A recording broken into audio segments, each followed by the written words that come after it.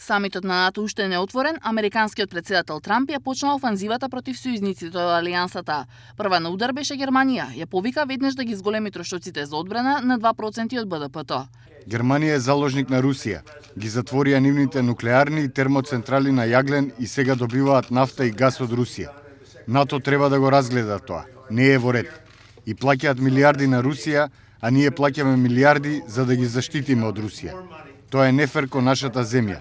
Не за 10 години, туку веднаш трошоците за одбрана да се направат 2% од БДП.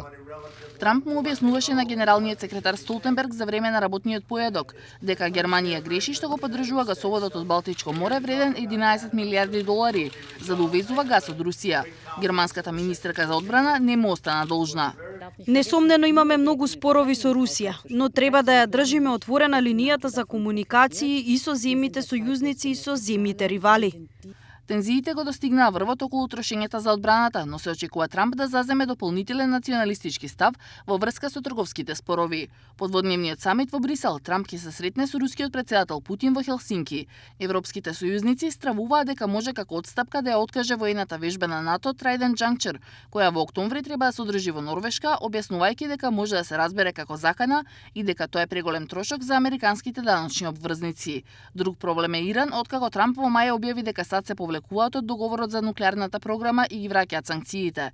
Разлики има и во ставовите за климатските промени, откако Трамп ги повлече САД од Парискиот договор за климата, но и за Блискиот исток по признавањето на Јерусалим за главен град на Израел.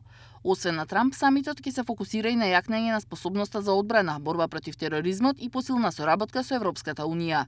Членките ќе се договараат и за тоа како ќе се приспособат на командната структура, која ќе се зголеми за 1200 луѓе и со која до 2020 година ќе имаат 30 механизирани бригади, 30 воздухопловни ескадрили и 30 борбени бродови подготвени за дејствување во рок од 30 денови или помалку. Се очекуваат и одлуки дека новата заедничка команда за Атлантикот ќе биде во Норфолк во САД, а новата логистичка команда во Улм во Германија.